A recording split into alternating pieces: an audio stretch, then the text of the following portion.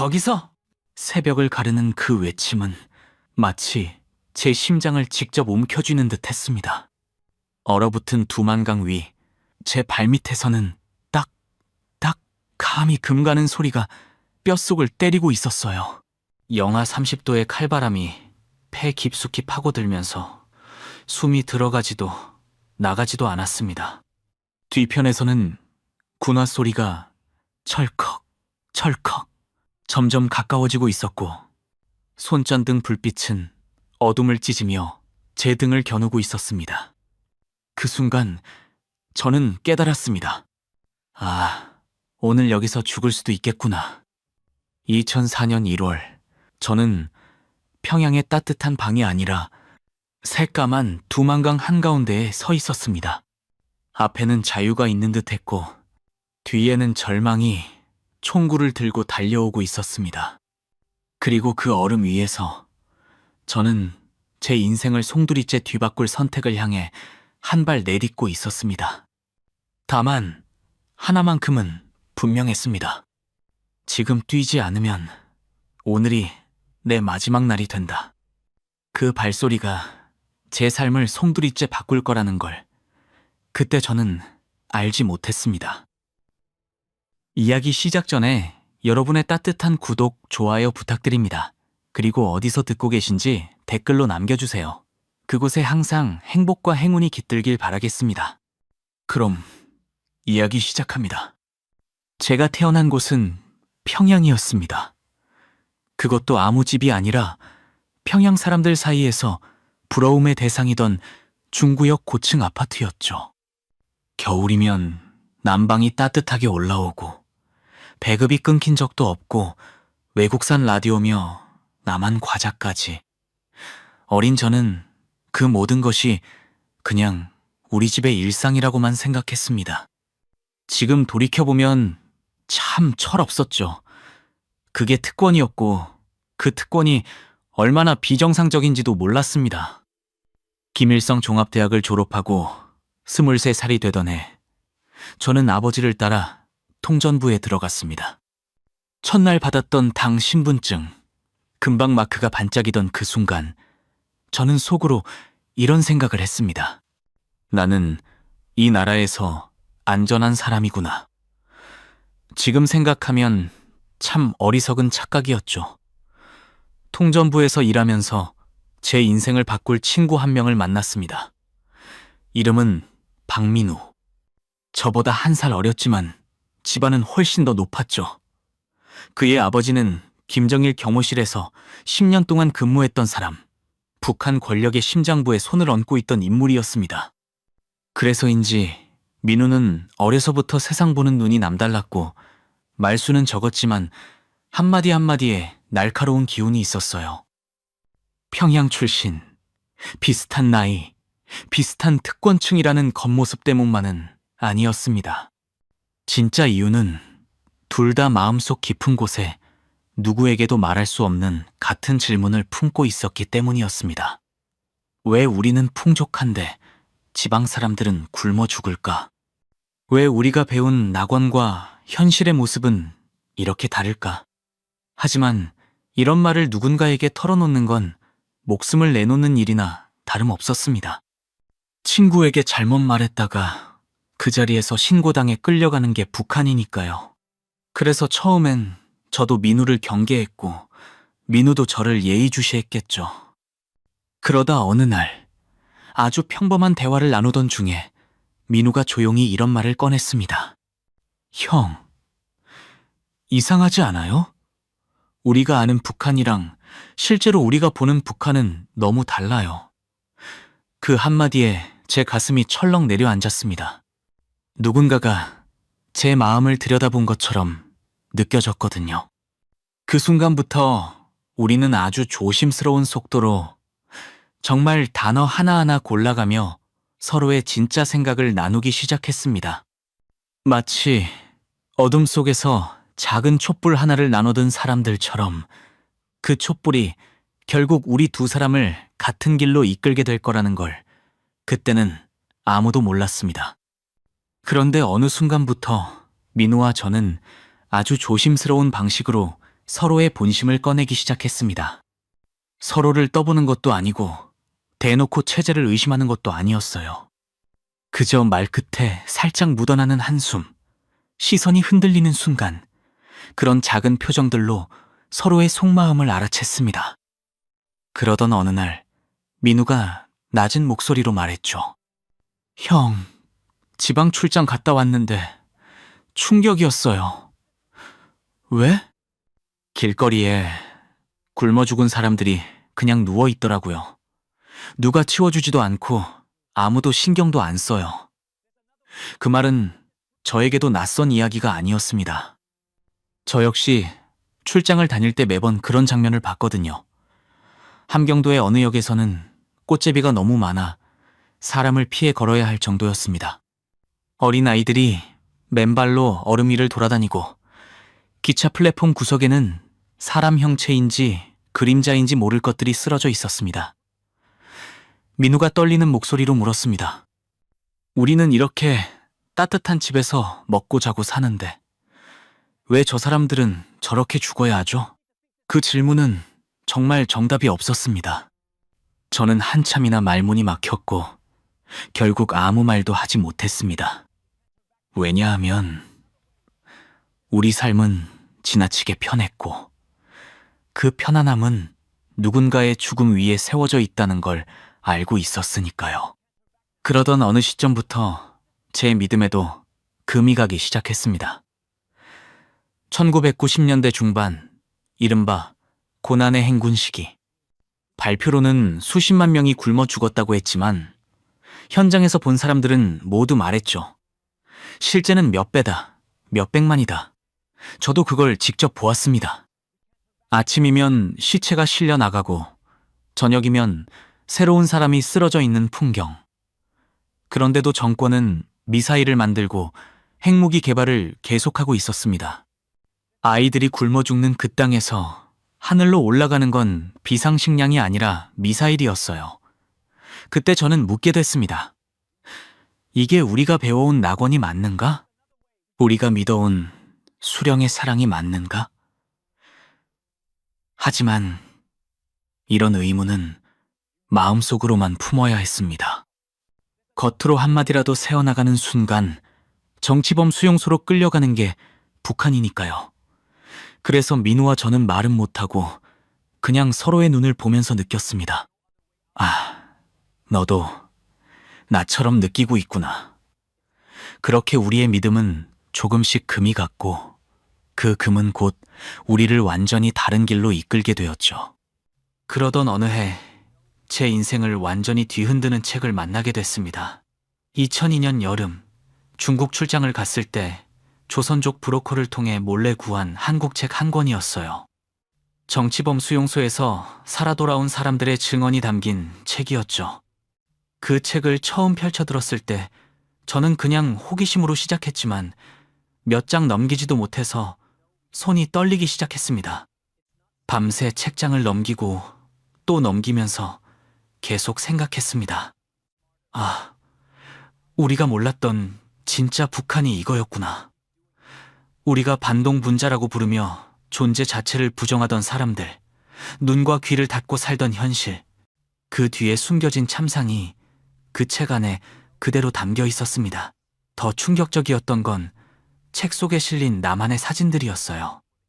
서울의 야경, 부산 해운대의 불빛, 마트에서 장 보는 평범한 가족들, 거리에서 웃으며 걸어가는 사람들.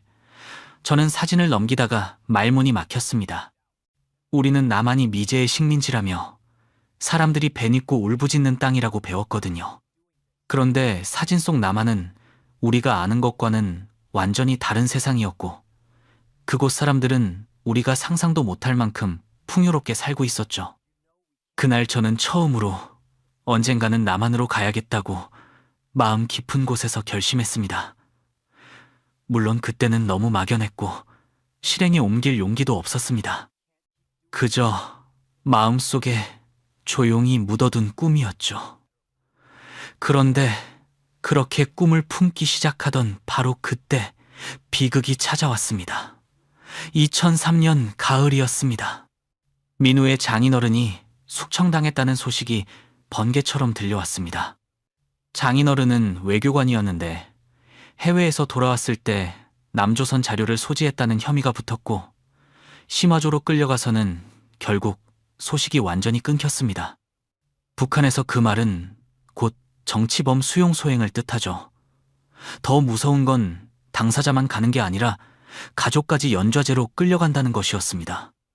민우는 아버지가 경호실 출신이어서 간신히 조사만 받고 풀려났지만 그의 아내와 장모님은 어느 날 갑자기 흔적도 없이 사라졌습니다. 그때 민우의 아내는 임신 7개월이었어요. 그는 거의 망가진 사람이 되어 제 방으로 찾아왔습니다. 형, 내 아내가 내 아이가 어디 있는지도 모르겠어요. 물어보면 오히려 조용히 하래요. 더 문제 만들지 말라고. 그의 목소리는 이미 거의 울음이었습니다. 저는 그 앞에서 어떤 말도 해줄 수가 없었습니다. 그런 저에게 민우는 절규하듯 말했습니다. 형, 수용소에서 아이를 낳으면 그 아이는 태어나는 순간부터 정치범이에요. 평생이 끝장이라고요. 그 말이 가슴속에 꽂히는 순간 저는 깊이 깨달았습니다. 이 나라에서는 아무리 높은 자리에 있어도 누구도 안전하지 않구나. 민우도 저도 어느 날 갑자기 사라져도 아무도 몰라주는 곳이 바로 우리가 사는 곳이었죠. 민우의 사건이 있고 2달쯤 지났을 무렵 이번엔 제 차례였습니다. 어느 날 국가보위부에서 호출장이 날아왔고 조사실에서 들려온 첫 질문은 이랬습니다. 동무, 최근에 이상한 책을 본 적 있는가? 그 한마디에 심장이 쿵 하고 떨어지는 느낌이 들었어요. 제가 몰래 보던 바로 그 한국책, 그 금지된 내용을 들춰낸 것이 분명했습니다. 저는 끝까지 부인했고 다행히 그 책을 이미 태워버려 그들은 증거를 찾지 못했습니다. 그러나 제 인사기록에는 요주의 인물이라는 붉은 딱지가 찍혔고 저는 그날 이후 매일이 지옥 같았습니다. 그때부터였습니다. 거울 속 제 모습이 달라지기 시작한 건 한 달 만에 몸무게는 10kg이나 빠져 있고 머리카락은 손으로 쓸어내릴 때마다 빠져나갔습니다. 매일 조사를 받으러 다닐 때마다 느껴지는 공포와 압박감은 제 삶을 천천히 짓눌러 버렸어요. 이대로는 못 산다. 그 생각이 머릿속에서 떠나지 않았습니다. 그러던 어느 늦은 밤, 민우가 제 방 문을 조심스레 두드렸습니다. 문을 여는 순간 그의 눈빛만으로도 무슨 말을 하려는지 알 수 있었어요. 형, 나 탈북하려고 해요. 그 말을 듣는 순간 온몸이 얼어붙었습니다. 저는 반사적으로 미쳤냐? 라고 말했지만 그의 눈은 이미 결심으로 가득 차 있었습니다. 민우는 제게 더 가까이 다가와 낮고 떨리는 목소리로 말했어요. 형도 요주의 인물 됐잖아요. 이렇게 가만히 있다가는 형도 나처럼 끌려가요. 늦기 전에 같이 가요. 그 말은 제 가슴을 깊게 찔렀습니다. 저는 아무 말도 하지 못하고 멍하니 그를 바라봤지만 속으로는 이미 답을 알고 있었어요. 그래, 나도 언젠가는 잡혀갈 거다. 지금이 아니면 기회가 없다. 민우 앞에서 저는 마침내 숨을 고르고 천천히 말했습니다. 그래, 같이 가자. 그 순간 우리는 서로 아무 말 없이 눈을 마주 보았고 그 시선 하나로 모든 걸 확인했습니다. 그렇게 해서 우리 둘은 마침내 목숨을 건 결정을 내렸습니다. 이제부터의 길이 어떤 운명을 데려올지 몰랐지만 적어도 가만히 죽음을 기다리지는 않겠다고 우리는 그렇게 밤중에 조용히 약속했습니다. 탈북을 결심한 뒤 저는 민우와 거의 한 달 가까이 준비를 했습니다. 준비라기보다는 그냥 살아남기 위한 공부에 더 가까웠죠. 어느 국경이 헐겁고 어느 지역은 얼음이 단단히 어는지, 경비대 순찰은 언제 바뀌는지, 감시초소와 사각지대는 어디인지 이런 정보 없이 두만강을 넘겠다는 건 그냥 잡아가 달라고 손드는 거나 마찬가지였으니까요. 그래서 우리는 공식 출장 업무를 핑계로 며칠 동안 함경북도 국경 일대를 돌아다녔습니다. 민우가 지도를 펴고 말했죠. 형, 회령 쪽은 절대 안 돼요. 철조망 3겹에 경비대도 너무 많아요. 그럼 무사는? 거기도 어렵습니다.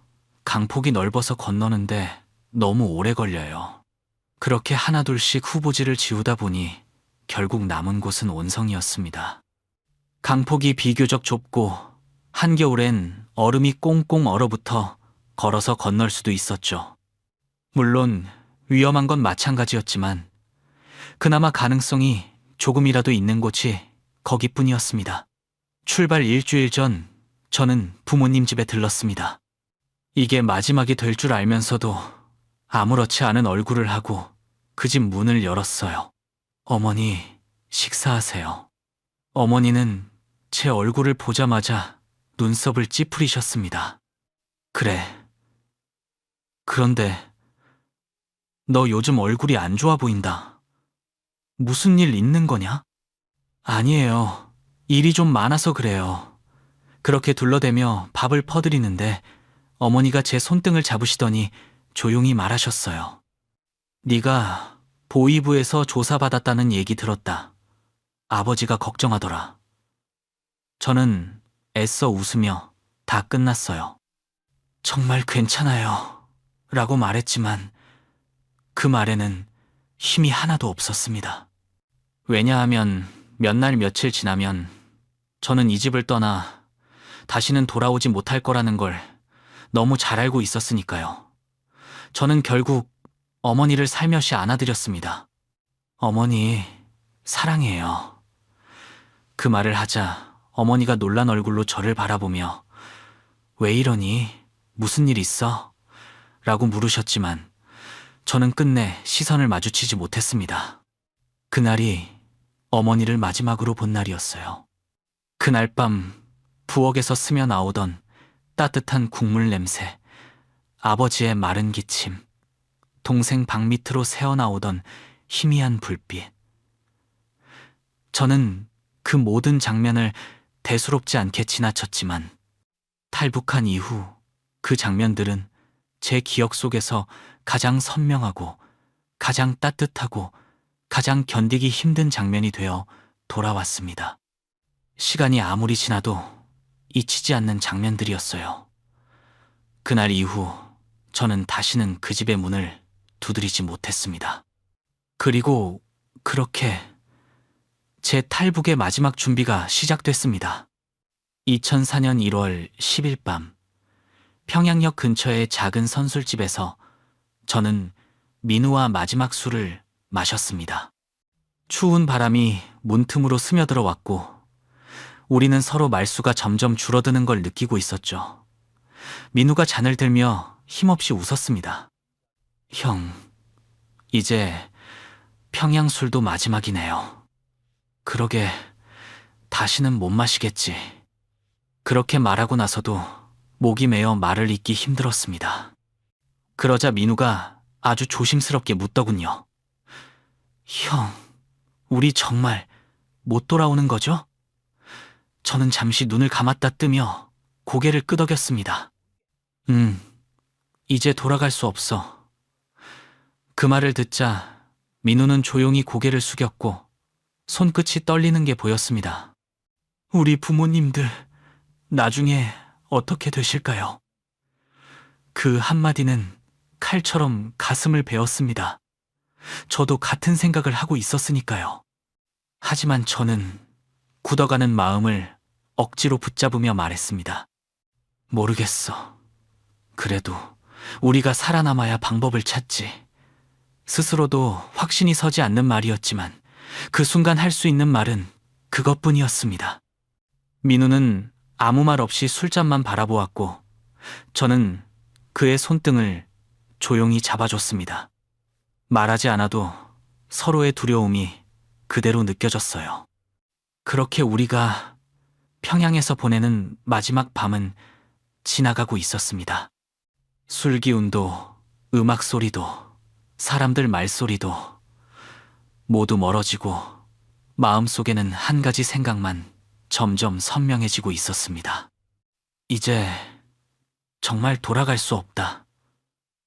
그날 밤의 찬 기운, 선술집에 퍼지던 연기 냄새, 민우가 떨리는 목소리로 건넨 말들까지, 그 모든 순간이 제 인생에서 가장 길고도 짧은 마지막 밤으로 남았습니다. 다음 날 새벽, 우리는 평양역 플랫폼에 조용히 서 있었습니다. 어둠 속에서 기차의 엔진 소리가 낮게 울렸고, 그 소리에 맞춰 제 심장도 덩달아 뛰고 있었죠. 우리는 함경북도행 기차에 몸을 실었습니다. 통전부 신분증 덕분에 검문은 의외로 쉽게 통과됐지만 그게 오히려 더 섬뜩했어요. 이렇게 쉽게 나가도 되는 걸까 하는 생각이 머리를 스쳤습니다. 기차는 끝없이 이어지는 철로를 따라 덜컹거리며 달렸고 창밖의 풍경은 점점 삭막해졌습니다. 민우가 제 손을 잡더니 작은 목소리로 물었습니다. 형, 손 좀 봐요. 떨려요? 저는 민우의 손을 보면서 웃으려고 애쓰며 대답했죠. 너는 안 떨려? 민우는 진심을 숨기지 못한 표정으로 고개를 끄덕였습니다. 저도요, 무서워요. 서로 웃어보았지만 그 웃음은 금방 사라졌습니다. 웃음 뒤에는 두려움이 더 크게 파도처럼 밀려왔거든요. 이 길의 끝에 무엇이 있을까? 우리가 살아서 다시 다른 사람 앞에 설 수 있을까? 이런 생각들이 머릿속에서 쉼없이 맴돌았습니다. 그렇게 18시간을 흔들리고 또 흔들린 끝에 우리는 온성역에 도착했습니다. 기차 문이 열리자마자 새벽 공기가 들이쳐왔는데 그 냉기가 마치 쇳덩어리를 코 안에 집어넣는 것처럼 차갑고 날카로웠습니다. 숨이 턱 막혀 헛기침이 나올 정도였어요. 국경지대의 공기는 평양과 완전히 달랐습니다. 공기 속에 살기, 감시, 공포가 섞여 있는 듯했죠. 우리는 역 근처 허름한 여인숙에 들어가 몇 시간을 버텼지만 잠이라는 건 도무지 오지 않았습니다. 이불을 덮어도 몸은 계속 떨리고 눈을 감으면 오히려 더 선명하게 두만강 얼음이 떠올랐어요. 그 밤, 우리는 살아있으면서도 살아있는 느낌이 들지 않았습니다. 그리고 그 불면의 시간이 끝나갈 무렵 우리는 드디어 두만강으로 향할 준비를 하고 있었습니다. 다음 날 오후 3시쯤 우리는 마침내 두만강 쪽으로 향했습니다. 낮 시간이라 위험한 건 알았지만 해가 지면 더 추워지고 몸이 굳어버릴 것 같았기에 다른 선택이 없었죠. 강까지는 약 20리, 한참을 걸어야 했습니다. 걸어가는 동안 민우가 손가락으로 산등성이를 가리키며 물었습니다. 형, 저기 보이는 게 중국 쪽 산인가요? 그런 것 같아. 생각보다 가까운 것 같아요. 그래도 방심하지 마. 서로 말을 주고받으면서도 마음은 계속 조여왔습니다. 우리는 산속으로 들어갔는데 이상하게도 나무가 하나도 없었습니다. 바람만 매섭게 불어오는 텅 빈 산길이었어요. 저는 당황해서 민우에게 물었습니다. 민우야, 어떻게 된 거야? 여긴 소나무 숲이라고 했잖아. 민우도 당혹스러운 표정으로 중얼거렸습니다. 저도 그렇게 들었는데 나중에서야 알게 됐습니다. 고난의 행군 시절 주민들이 살아남기 위해 땔감을 찾아 이 산의 나무를 모조리 베어갔다고요. 나무가 없다는 건 곧 숨을 곳이 없다는 뜻이었습니다. 들키면 끝. 도망칠 공간도 몸을 숨길 그늘도 없는 곳이었어요. 해는 점점 기울어 산 중턱의 그림자가 길게 드리워지기 시작했고 바람은 더 차가워졌습니다. 우리 둘은 불안과 추위를 견디지 못한 채 결국 강 쪽으로 더 가까이 움직였습니다. 발밑에서는 얼음이 얇게 깨지는 듯한 소리가 탁, 탁 울렸고 그 소리만으로도 심장이 철렁 내려앉았습니다. 그렇게 우리는 두만강의 냄새가 느껴질 만큼 가까운 지점까지 다가서고 있었습니다. 그리고 바로 그 순간이었습니다. 손들어. 어둠 속에서 군인 하나가 그림자처럼 튀어나왔고 이어서 호각 소리가 새벽 공기를 찢어버렸습니다.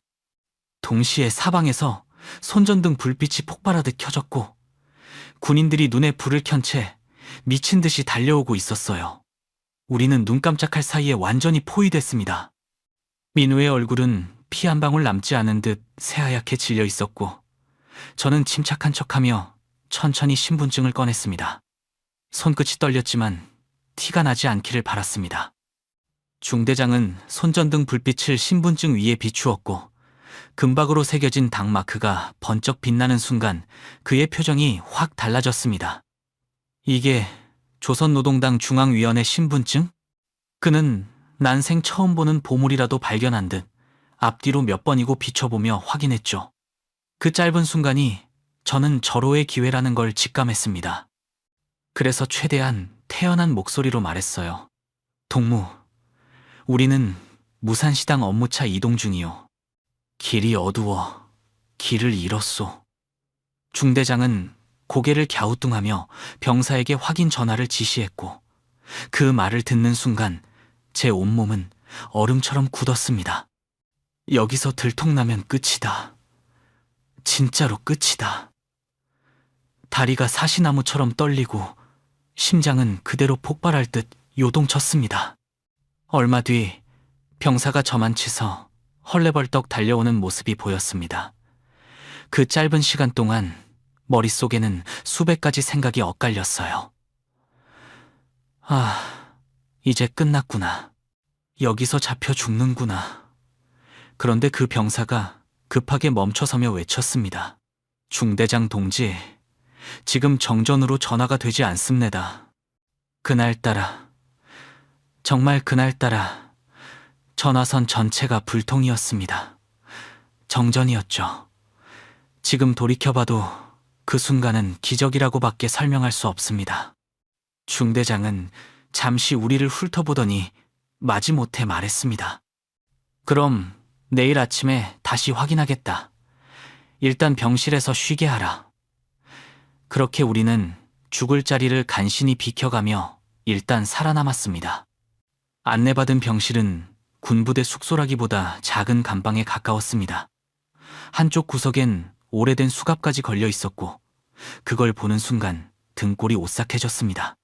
내일 아침 전화만 연결되면 모든 게 끝이다.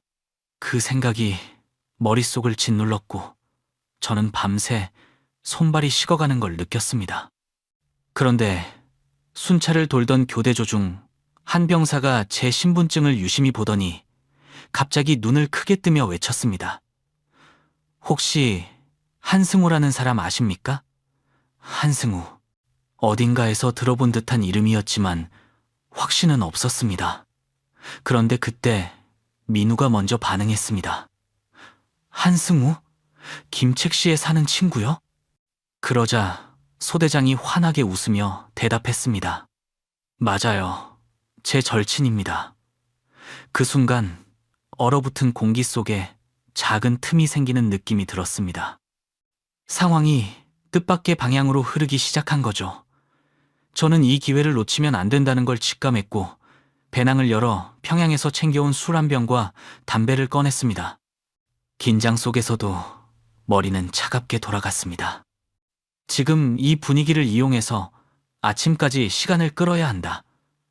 우리는 군인들에게 술을 내밀었고 그들은 의심도 없이 받아들였습니다.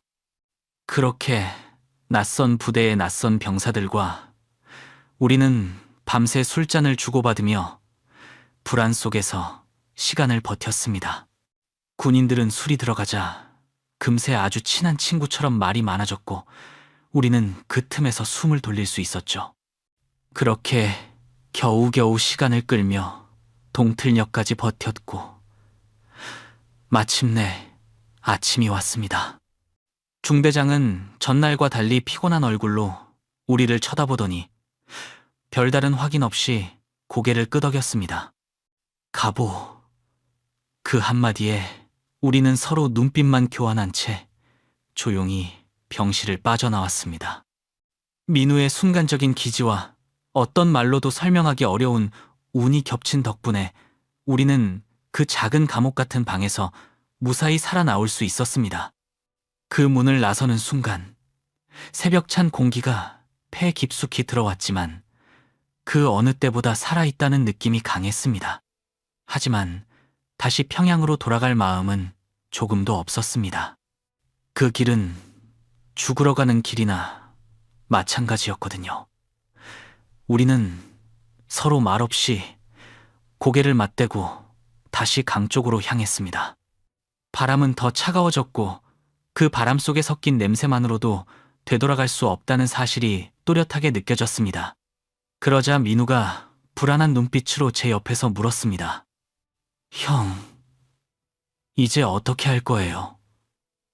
저는 잠시 하늘을 올려다본 뒤 조용히 말했습니다. 다시 시도해야지.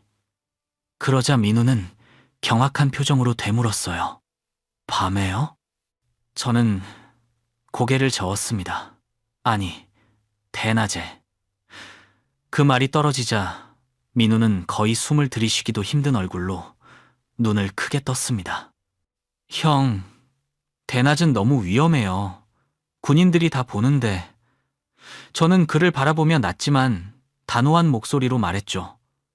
그래서 오히려 가능성이 있어. 대낮에는 군인들도 설마 저 시간에? 하고 방심할 거야. 밤엔 더 집중하고 더 신경 써. 낮이라야 빈틈이 생겨. 민우는 손끝을 꼼꼼하게 비비며 한참을 망설였습니다. 그 표정은 말도 안 되는 미친 생각과 지금 우리가 절벽 끝에 있다는 현실이 뒤섞여 있었어요. 하지만 결국 그는 천천히 아주 무겁게 고개를 끄덕였습니다. 달리 방법이 없다는 걸 그도 뼈저리게 알고 있었던 겁니다.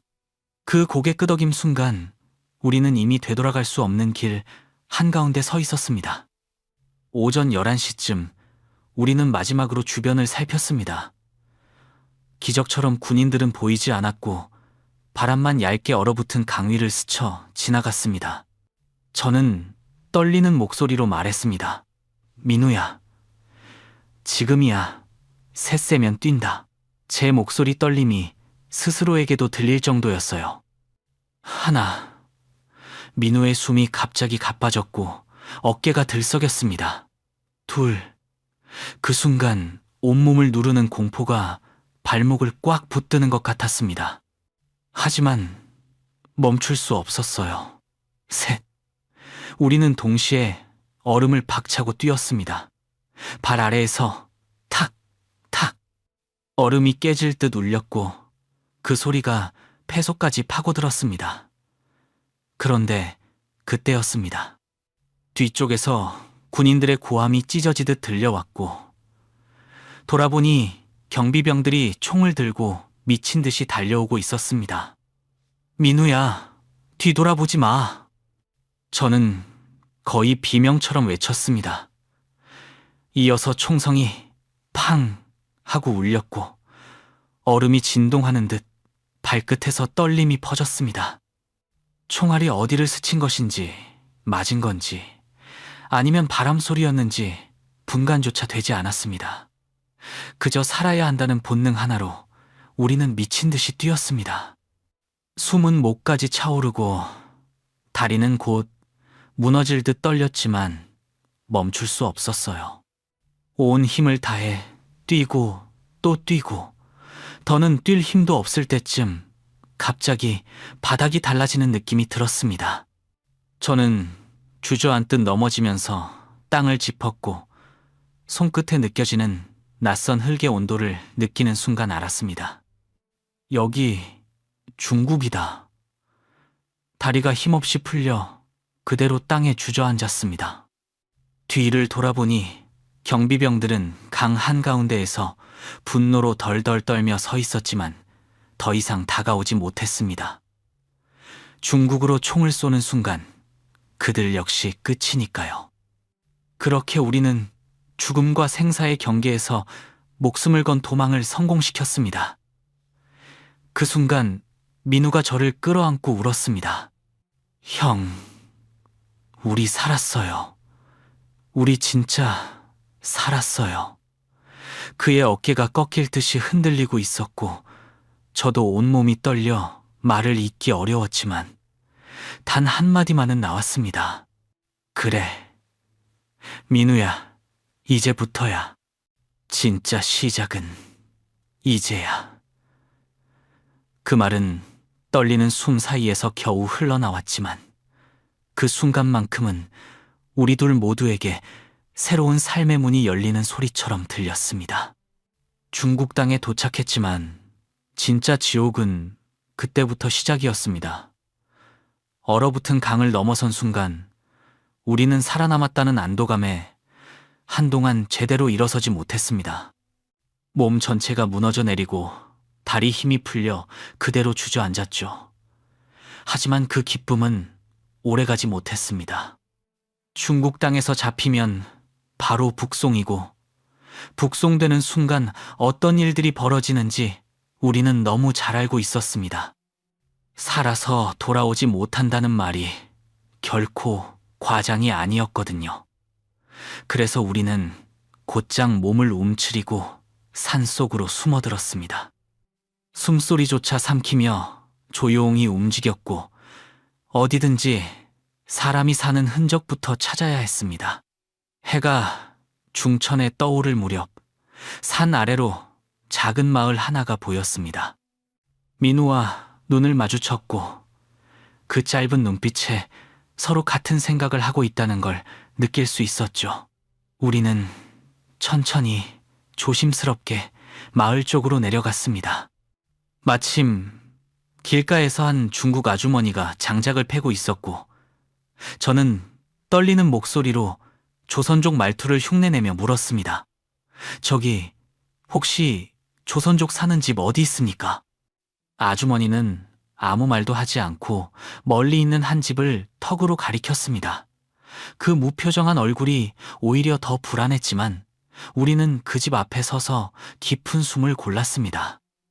문을 두드리자 개 짖는 소리가 요란하게 터졌고 잠시 후 40대쯤 되어 보이는 남자가 문을 열었습니다. 그 남자를 보자마자 저는 주머니 깊숙이 숨겨두었던 마지막 희망 700달러를 꺼내 들었습니다. 연길씨까지 데려다 주시면 이 돈 다 드리겠습니다. 제 손바닥 위에 달러를 본 그의 눈빛이 순간 날카롭게 변했습니다. 잠시 우리 둘을 훑어보던 그는 낮은 목소리로 말했죠. 들어와요, 빨리. 그 사람이 바로 이철수였습니다. 훗날 알게 됐지만 그는 많은 탈북자들을 도왔던 사람이었고 때로는 돈 때문에 때로는 위험을 무릅쓰고 그냥 도와주기도 하는 그런 이상한 경계에 서 있는 사람이었습니다. 그 순간만큼은 우리가 기댈 수 있는 단 한 명의 사람이었죠. 그의 집 안은 믿기 어려울 만큼 따뜻했습니다. 찬바람을 뚫고 쓰러지듯 들어온 우리에게 그는 아무 말 없이 수건을 건네고 북한에서 가져온 얼어붙은 옷을 벗어놓게 한 뒤 중국식 옷을 꺼내주었습니다. 뜨끈한 국물 한 그릇을 건네받아 입에 대는 순간 저는 그 자리에서 울컥할 뻔했습니다. 그 작은 친절이 우리가 목숨을 부여잡고 도망쳐온 그 길 위에서는 상상조차 할 수 없는 따뜻함이었거든요. 잠시 숨을 돌린 뒤 이철수 씨는 굳은 표정으로 말했습니다. 조심해야 합니다. 연길 가는 길에는 검문이 많아요. 말하지 말고 절대 눈 마주치지 마세요.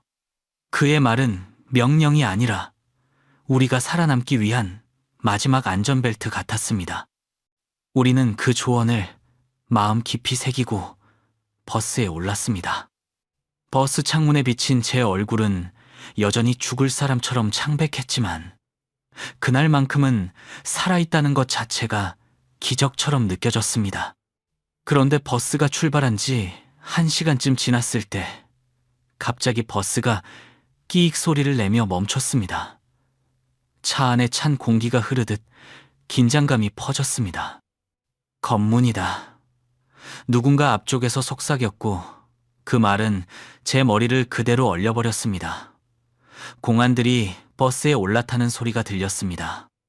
쿠나가 발판을 밟을 때마다 쿵쿵 울리는 소리. 그 무거운 발걸음이 점점 우리 쪽으로 다가올 때 저는 숨이 목구멍까지 차올라 터질 것 같았습니다. 저는 민우의 어깨에 머리를 기대고 잠든 척했습니다. 눈꺼풀은 감고 있었지만 공안의 그림자가 우리 바로 앞에서 멈춘 순간 제 심장은 미친 듯이 뛰고 있었습니다. 총구가 눈앞에 들이밀린 것처럼 온몸이 굳어버렸어요. 그리고 그때였습니다. 버스 뒤편에서 중국말이 들렸습니다. 익숙한 억양, 이철수 씨의 목소리였죠. 그는 공안에게 무언가를 차분하게 설명하는 듯 했는데 말의 정확한 내용은 들리지 않았지만 목소리 톤만으로도 그가 우리의 존재를 가리고 있다는 걸 알 수 있었습니다. 공안은 멈칫하더니 몇 마디 더 묻고 이철수의 말이 끝나자 다음 좌석으로 이동했습니다. 그리고 잠시 뒤 버스 문이 꽝 하고 닫히는 소리가 들렸습니다. 버스는 다시 움직이기 시작했고 그제야 우리는 동시에 길고 깊은 숨을 내쉬었습니다. 민우가 떨리는 목소리로 속삭였습니다. 형, 나 진짜 죽는 줄 알았어요. 저도 목소리가 갈라졌습니다. 나도 그래. 아까는 정말 말끝을 잇지도 못할 만큼 손끝까지 떨리고 있었습니다. 그렇게 숨죽인 공포의 시간을 지나 마침내 연길에 도착했을 때 그 도시의 불빛이 얼마나 따뜻하게 보였는지 모릅니다. 우리는 그때 처음으로 두만강을 건넜다는 사실보다 더 크게 살아남았다는 느낌을 가슴 깊숙이 실감했습니다. 연길 시내는 눈이 부셨습니다. 빌딩과 불빛, 끊임없이 움직이는 자동차, 거리마다 바쁘게 오가는 사람들. 북한에서는 평생 단 한 번도 보지 못했던 풍경이었어요.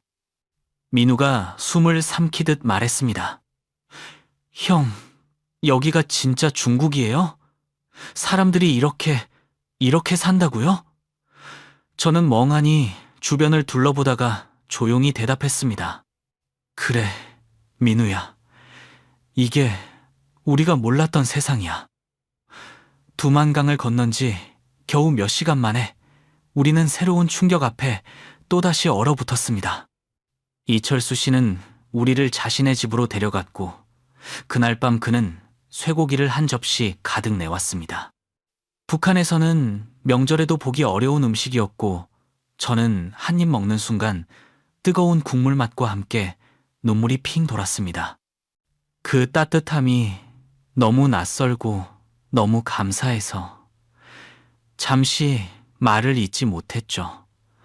하지만 그 따뜻한 순간도 오래가지 못했습니다. 새벽녘 조용한 방에 전화벨 소리가 날카롭게 울렸고 이철수 씨는 전화를 받자마자 표정을 굳힌 채 우리를 바라보았습니다. 그리고 낮은 목소리로 말했습니다. 당신들 살인자라고 북한에서 공안에 통보했대요. 저는 귀를 의심했습니다. 살인자요? 우리가요? 이철수 씨는 이를 악문 표정으로 고개를 끄덕였습니다. 북한은 탈북자 잡으려고 뭐든지 뒤집어 씌워요. 공안이 이미 마을 수색 시작했답니다. 그 말이 끝나는 순간 공기가 싸늘하게 가라앉았습니다. 그리고 그는 거의 속삭이듯 말했습니다. 지금 당장 나가요. 공안이 곧 들이닥쳐요. 빨리. 우리는 옷을 제대로 챙길 틈도 없이 허둥지둥 문을 열고 뛰쳐나왔습니다. 새벽 공기는 두만강보다 더 차갑게 느껴졌고 심장은 마치 목구멍까지 차오른 듯 터질 듯 뛰었습니다. 방금 전까지 따뜻하던 집이 순식간에 죽음의 덫으로 바뀌는 그 순간 우리는 숨도 제대로 못 쉬며 다시 어둠 속으로 몸을 숨겼습니다. 일단 우리는 이철수 씨가 안내한 빈집에 숨어 지내기 시작했습니다. 그곳은 사람 손길이 끊긴 낡은 집이었고 바닥에서 올라오는 냉기가 뼛속까지 스며들었지만 그래도 몸을 숨길 수 있다는 사실만으로 감사했죠. 하루하루는 이철수 씨가 몰래 가져다 주는 빵으로 버텼습니다. 그 빵 한 덩어리가 목숨을 이어주는 전부였고 그마저도 언제 끊길지 몰라 마음이 늘 불안했습니다. 그런데 사흘째 되던 밤, 갑자기 밖이 소란스러워지기 시작했습니다. 처음에는 바람소리인가 했지만 곧이어 들려오는 중국말 고함, 군화 발굽 소리, 그리고 사방을 훑는 손전등 불빛. 그 모든 소리가 악몽처럼 집 주변을 에워쌌습니다. 문고리를 덜컥 흔드는 소리에 민우는 떨리는 손으로 제 소매를 꽉 붙잡았습니다. 그 손의 온기가 손끝을 타고 전해졌지만 그 온기마저 공포로 떨려 있었어요. 그리고 다음 순간 문이 쾅 하고 열려버렸습니다. 공안이 어둠 속에서 들이닥쳤고 우리와 눈이 정면으로 마주쳤습니다. 그 순간 민우와 저는 마치 시간이 멈춘 듯 서로를 바라봤습니다. 눈이 휘둥그레진 채 아무 말도 할 수 없었죠. 도망쳐! 본능이 이끄는 대로 저는 민우의 손을 움켜쥐고 뒷문으로 내달렸습니다. 발에 채이는 돌멩이, 울타리를 넘을 때 바지단이 찢어지는 소리, 뒤에서 들려오는 군화 소리와 고함들, 모든 게 뒤죽박죽으로 귀에 때려 박히며 우리는 산길을 죽으라고 달렸습니다. 차갑게 얼어붙은 공기가 폐를 찢듯 들어왔지만 멈출 수가 없었습니다. 넘어질 것 같아도, 다리가 풀릴 것 같아도 공포가 등을 밀어붙이며 무조건 더 깊은 산속으로 뛰게 만들었죠. 그렇게 미친 듯이 한참을 뛰었을 때였습니다. 갑자기 민우가 보이지 않았습니다. 민우야! 민우야! 저는 목이 터져라 불렀지만 아무 대답도 돌아오지 않았습니다. 온 세상이 먹먹해진 것처럼 아무 소리도 들리지 않았어요. 저는 정신을 잃은 사람처럼 사방을 헤매며 민우를 찾아 뛰었습니다. 나뭇가지에 얼굴이 긁혀 피가 나도, 돌에 걸려 넘어져 무릎이 깨져도 그건 전혀 중요하지 않았습니다. 오직 한 가지 생각뿐이었죠. 민우를 찾아야 한다. 그러나 어둠은 너무 짙었고 손전등도 없었던 우리는 서로를 잃기엔 너무도 쉽게 무너지는 상황이었습니다. 결국 해가 뜨기 전까지 저는 산을 오르고 또 내려가고 뛸 힘도 없는 몸을 끌며 계속 민우를 찾았습니다. 하지만 그 밤은 끝까지 민우의 얼굴을 보여주지 않았습니다. 그리고 그 얼어붙은 산속에서 믿기 힘든 일이 일어났습니다. 멀리서 갈라지는 바람 사이로 누군가가 제 이름을 불렀습니다. 형, 여기요. 그 소리가 들리는 순간 제 다리는 그대로 풀려버렸습니다. 숨이 턱 막히고 가슴 속에서 무언가 와르르 무너져 내렸어요. 저는 그 소리를 향해 비틀거리며 달려갔습니다. 그리고 서로가 모습을 확인한 순간 우리는 말도 없이 그 자리에서 서로를 와락 끌어안았습니다. 얼어붙은 눈과 흙먼지 사이에서 두 남자가 껴안고 엉엉 울고 있었습니다. 제가 울먹이며 소리쳤습니다. 야, 너 혼자만 살려고 한 줄 알았잖아. 네가 혼자 도망간 줄 알았다고. 제 목소리는 억울함, 안도, 분노, 그 모든 게 뒤섞여 있었습니다. 민우는 눈물을 닦지도 못하고 계속 중얼거렸습니다. 형이 내 앞줄에 있는 줄 알았어요. 형이 앞에 있다고. 그래서.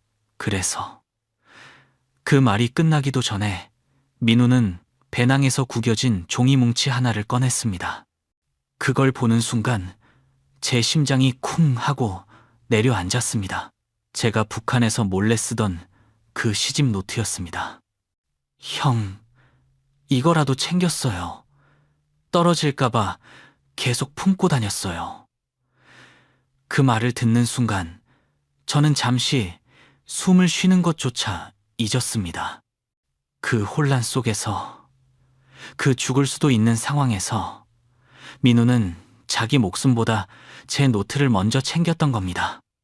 누가 그런 선택을 할 수 있을까요? 누가 그 추위와 공포 속에서 남의 물건부터 챙길 수 있을까요? 저는 그때 민우에게서 사람이 마지막까지 지킬 수 있는 정이 무엇인지 처음으로 아주 깊게 느꼈습니다. 하지만 감상에 빠져 있을 상황이 아니었습니다. 우리가 가진 돈은 바닥이었고 갈 곳도 없었고 숨을 곳도 없었습니다. 그 순간 몰아치던 현실은 잔인할 만큼 냉혹했어요. 민우와 저는 서로의 어깨를 붙잡고 눈을 마주했습니다. 그리고 그때부터였습니다. 정말로 고난이라는 이름이 어울리는 시간이 우리 앞에 어둡게 펼쳐지기 시작한 것은, 우리는 사촌집도 찾아가고 교회 문도 두드리고 한인업소며 농촌집까지 사람이 살 것 같은 곳은 전부 기웃거렸습니다.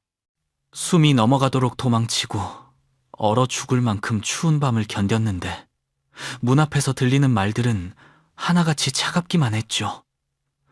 살인자라며? 당장 꺼져. 문이 쾅 닫히는 소리가 마치 우리 얼굴 앞에서 총알이 스치는 듯 했습니다. 우리까지 죽을 일 있어? 다시는 오지 마.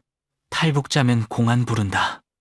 눈빛 하나, 문틈 하나, 숨소리 하나에도 두려움과 혐오가 묻어 있었습니다.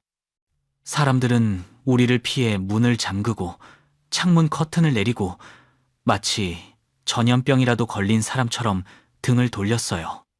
우리는 손발이 얼어붙은 채 눈길을 헤매며 또 다른 집을 찾아갔지만 문마다 우리 앞에서 닫혀버렸습니다. 문이 닫히는 그 소리가 세상이 우리를 향해 끝났다 라고 선언하는 것 같았습니다. 형, 우리 이제 진짜 끝난 거 아니에요. 그의 목소리는 갈라졌고 손끝은 떨리고 있었어요. 방금 전까지 살아남겠다던 사람의 기운이 그 몇 마디 거절 속에서 산산이 부서져 나가는 게 눈앞에서 보였습니다. 저는 애써 다독이려 했지만 진실은 제 마음도 이미 바닥에 닿아 있었다는 거였습니다. 아니야, 아직 아니야. 그렇게 말하면서도 제 속으로는 스스로를 속이는 느낌이 들었죠. 피로, 공포, 추위, 굶주림, 그리고 사람들에게서 느껴지는 그 차가운 외면까지 모든 게 한꺼번에 덮쳐왔습니다. 우리는 길 한복판에 서 있었어요. 사방이 텅 비고 도와줄 사람은 단 한 명도 없고 추위만이 몸을 파고드는 그 한가운데 그때 민우가 조용히 말했습니다. 형, 우리 같이 다니면 더 눈에 띄어요. 그 말은 마치 칼로 가슴을 베는 것처럼 아팠습니다. 함께 도망치고 함께 살아남았던 우리가 살아남기 위해서 이제는 헤어져야 한다니. 하지만 맞는 말이었습니다. 둘이 함께 움직이면 2배로 위험했고 사람들이 문을 닫는 속도도 더 빨랐으니까요. 저는 입술을 세게 깨물고 고개를 끄덕였습니다. 그래, 그게 나을지도 몰라. 그때는 몰랐습니다. 그 선택이 우리에게 어떤 비극을 가져올지, 서로 떨어져 행동한 그날이 모든 걸 갈라놓는 시작이 될 줄을. 우리는 서로 등을 돌려 다른 방향으로 걸어갔습니다. 발소리가 멀어지는 동안 가슴 한가운데가 찢어지는 듯 했어요. 세상에서 가장 외로운 순간이었습니다. 그때 저는 몰랐습니다. 그 마지막 등 돌리는 장면이 민우와의 이별이 될 줄을. 민우와 헤어지고 난 뒤 저는 조용한 산길을 따라 계속 이동했습니다. 한 걸음 내디딜 때마다 낙엽 밑에서 바스락 소리가 났고 그 소리조차도 혹시 누군가에게 들리지 않을까 가슴이 덜컥 내려앉았습니다. 도망 다니는 동안 배고픔보다 훨씬 더 무섭던 건 민우가 다시는 돌아오지 못하면 어떡하나 하는 두려움이었어요. 그 생각이 머릿속을 조금이라도 스치면 다리가 풀리고 숨이 턱 막히고 눈앞이 어두워졌습니다. 하지만 멈출 수는 없었습니다. 멈추면 잡히고 잡히면 끝이었죠. 저는 한 마을을 지나면 바로 또 다른 마을로 옮겨 다녔습니다. 조선족 말투가 조금만 어색해도 사람들의 눈빛이 차갑게 변했고 그 눈빛 하나만으로도 심장이 움찔거렸습니다. 매 순간이 목숨을 줄에 걸고 흔들리는 것처럼 느껴졌어요. 그 와중에도 저는 민우와 약속한 장소로 매일 갔습니다. 아침이면 뛰어갔고 혹시 몰라 저녁에도 가보고 밤에 몰래 들여다보기도 했습니다. 하지만 민우는 오지 않았어요. 첫째 날에도 없었고 둘째 날에도 없었고 셋째 날에도 그 자리는 텅 비어 있었습니다. 넷째 날에는 발걸음이 더 무거워졌고 닷새째에는 가는 도중부터 눈앞이 흐려질 만큼 불안이 가슴을 눌렀습니다. 머릿속에는 가장 나쁜 생각만 떠올랐습니다. 혹시 공안에게 잡힌 건 아닐까? 혹시 나 때문에 위험해진 건 아닐까? 그 생각이 가슴 한복판을 찔러대는데 그 아픔이 너무 날카로워 숨도 깊게 쉬지 못했습니다. 바람이 스쳐도 민우가 부르는 것 같았고 나뭇잎이 떨어지는 소리만 나도 민우가 넘어지는 소리처럼 들렸습니다. 하지만 아무리 기다려도 아무리 찾아도 민우의 흔적은 보이지 않았습니다. 그 빈자리, 그 침묵, 그 정적이 저를 자꾸만 무너뜨렸습니다. 저는 그렇게 산속 어딘가에서 혼자가 되어갔습니다. 그러던 어느 날, 예전에 우리에게 물을 떠주고 밥을 내주었던 그 노인 집이 문득 떠올랐습니다.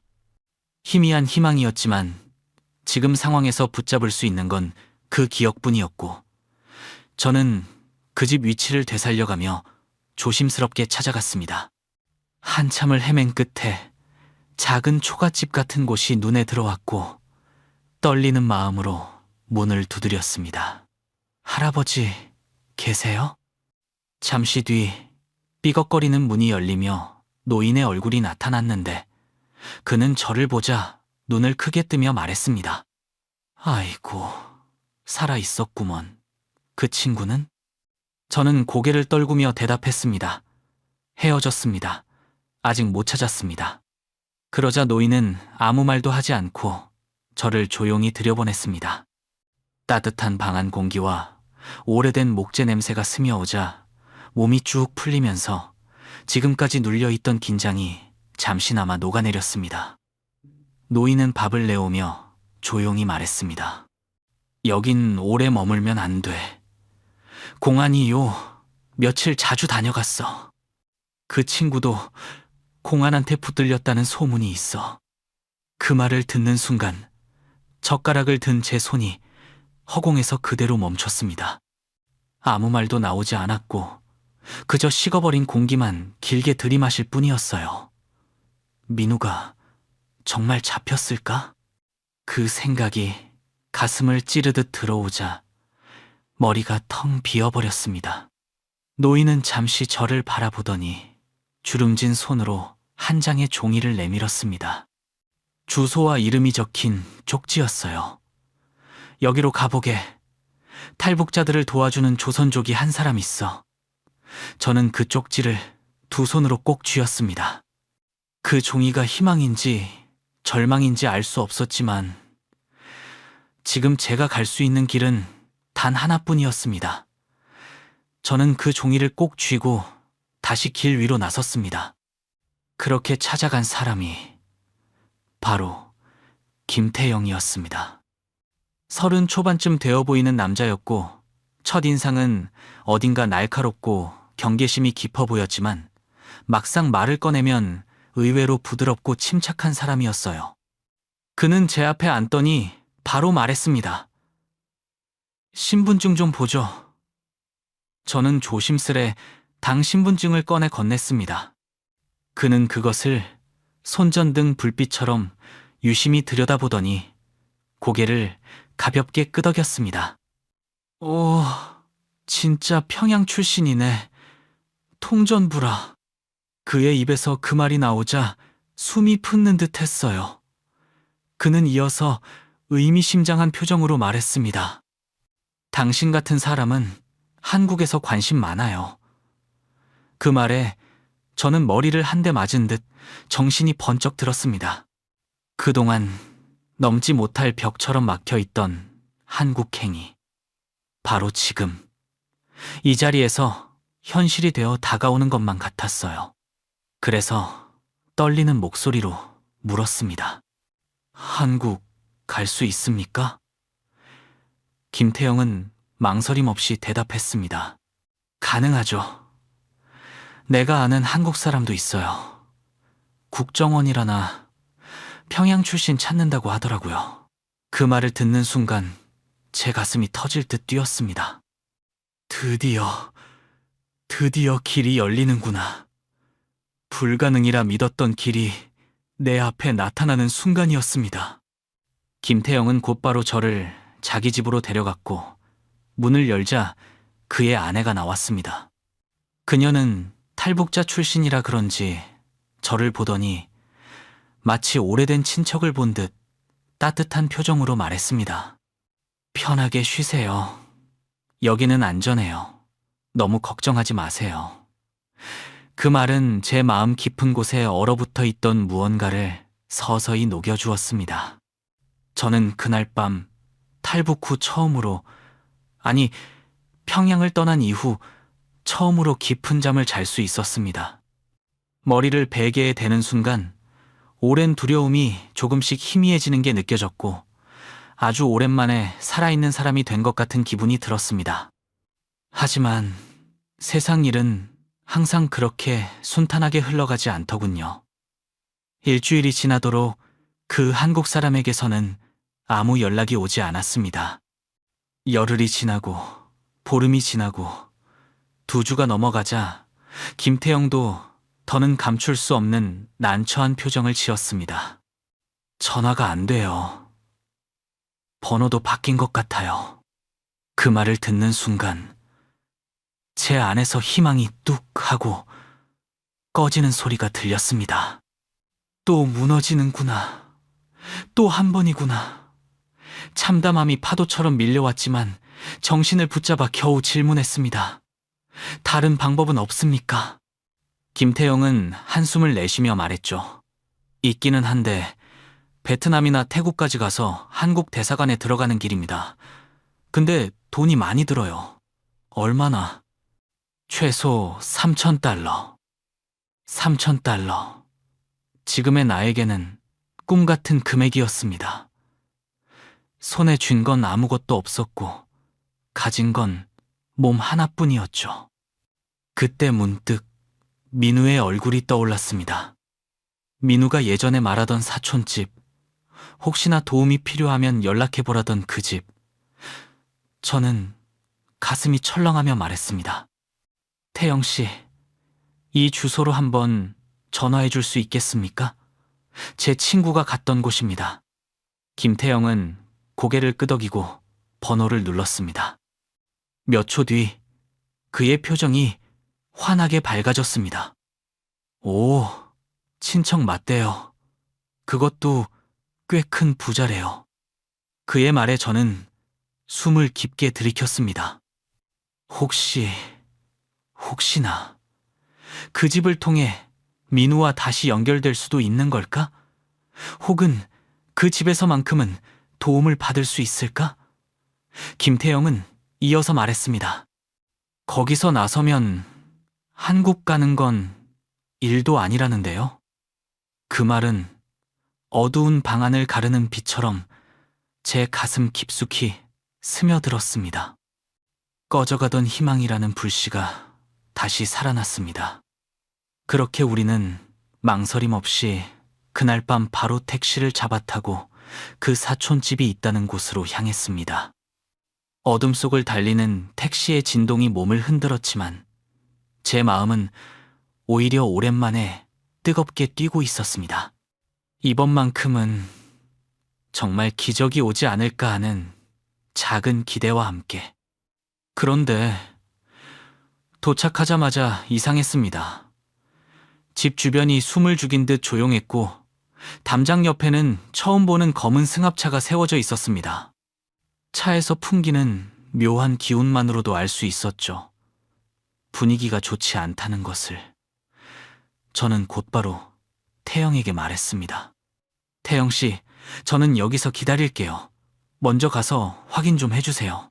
태영은 짧게 고개를 끄덕이고 발걸음을 재촉해 집 안으로 들어갔습니다. 10분, 20분, 30분. 시간이 늘어질수록 제 심장은 점점 아래로 가라앉았고 택시 창밖에 조용한 거리마저 불길하게 느껴졌습니다. 그러던 순간 집 문이 쾅 하고 열리며 태영이 뛰쳐나왔습니다. 빨리 와요. 빨리. 그의 얼굴은 완전히 굳어 있었고 숨이 거칠게 흔들리고 있었습니다. 택시에 올라타자마자 그는 밀려드는 숨을 가다듬으며 말했습니다. 그 집 아들이 나왔는데 사촌 모르겠답니다. 그리고 당신이 살인자래요. 뭐라고요? 제 입에서 나온 말은 거의 목이 잠긴 상태였습니다. 태영은 이어 말했습니다. 공안이 그 집을 24시간 감시 중이라네요. 절대 다시 오지 말랍니다. 그 말을 듣는 순간 머릿속이 하얗게 비어버렸습니다. 그때 문득 민우가 떠올랐습니다. 나도 이렇게 버림받았는데 민우는 오죽했을까? 아무 연고도 없는 중국 땅에서 의지했던 사촌에게조차 문전박대를 당하고 그 넓은 땅을 혼자 헤맸을 생각을 하니 가슴이 찢어질 듯 했습니다. 저는 태영을 바라보며 거의 기도하듯 말했습니다. 민우, 제 친구를 찾아야 합니다. 제발 도와주세요. 며칠 동안 우리는 이곳저곳을 다니며 민우의 흔적을 찾았습니다. 마을 사람들에게 은근히 떠보고 공안의 움직임을 살피고 민우가 숨어 있을 만한 곳들을 하나씩 돌며 작은 단서라도 찾으려 애썼습니다. 하지만 그러던 어느 날 태영의 전화기가 갑자기 울렸습니다. 그는 통화를 받는 동안 얼굴이 굳어지기 시작했고 끊자마자 제 쪽을 바라보며 짧고 무겁게 말했습니다. 당신 친구 잡혔답니다. 그 말이 떨어지는 순간 세상이 무너지는 소리가 들렸습니다.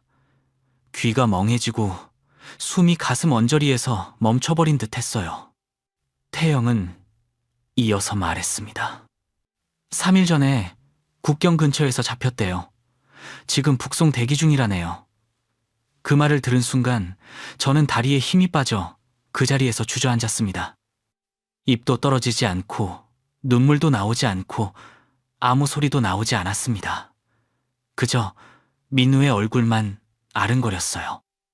두만강 얼음 위를 함께 뛰던 모습, 숨을 헐떡이며 서로를 붙잡던 손, 형, 우리 살았어요. 라고 울던 그의 목소리까지. 그 모든 기억이 한꺼번에 몰려와 가슴을 후벼 팠습니다. 민우야. 저는 속으로 계속 부르고 또 불렀습니다.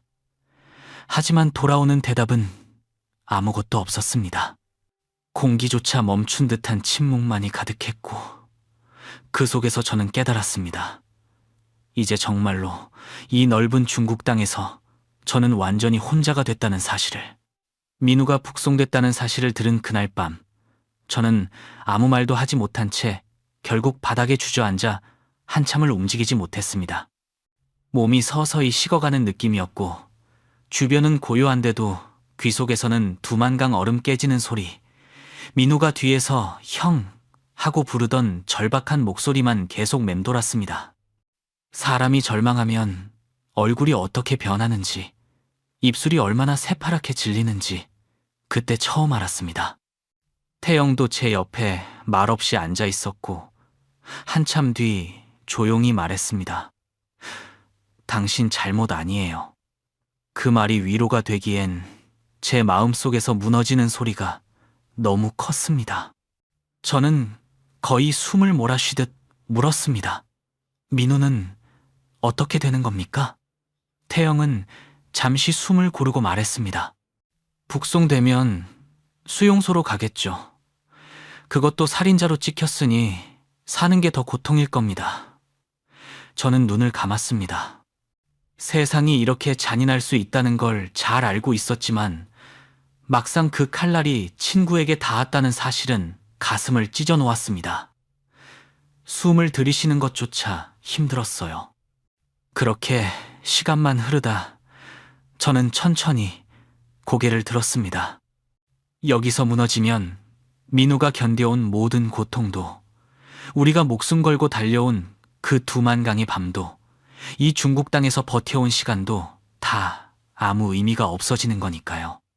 저는 스스로를 붙잡듯 중얼거렸습니다. 그래도 가야 합니다. 한국으로 가야 합니다. 그 말은 다짐처럼 혹은 기도처럼 제 가슴 깊은 곳에서 밀려나왔습니다. 태영은 제 표정을 가만히 바라보더니 고개를 끄덕였습니다. 아는 브로커가 한 명 있어요. 베트남 루트로 가는 사람인데 위험하지만 한국에는 갈 수 있습니다. 몇 달 전부터 탈북자들이 가장 많이 사용하던 길이었죠. 중국 남부로 이동해 국경을 넘고 베트남을 통해 한국 대사관에 들어가는 방식. 하지만 문제는 돈이었습니다. 브로커 비용만 최소 3,000달러. 그 말을 듣는 순간 저는 허탈한 웃음만 흘렸습니다. 돈이 없습니다. 태영은 잠시 생각하더니 조용히 말했습니다. 당신 같은 평양 출신은 한국에서 정보 가치가 높아요. 나중에 갚는 조건으로 먼저 보내줄 수도 있습니다. 한번 만나봅시다. 그 말에 저는 마지막 남은 힘을 모아 고개를 끄덕였고 우리는 그날 저녁 브로커를 만나러 갔습니다.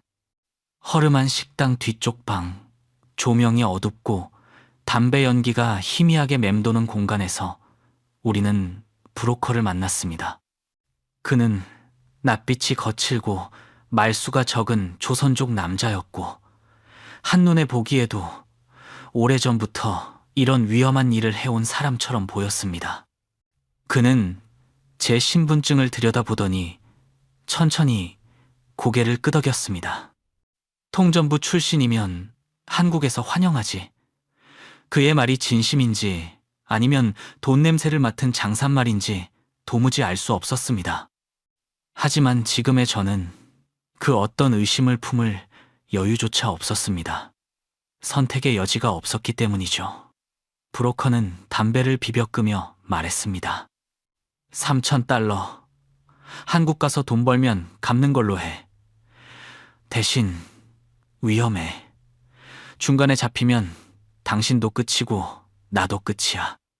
그 말은 협박도 경고도 아니었습니다. 그냥 이 세계의 룰을 담담하게 말하는 것 같았어요. 저는 잠시도 망설이지 않고 답했습니다. 가겠습니다. 그 한마디가 입에서 나오는 순간 제 앞에 마지막 길이 열렸습니다. 돌아갈 수도 없고 멈출 수도 없는 길. 하지만 오직 살아남기 위해 반드시 가야 하는 길이기도 했습니다. 2004년 3월, 저는 작은 배낭 하나만 짊어진 채 남쪽으로 향하는 버스에 올랐습니다.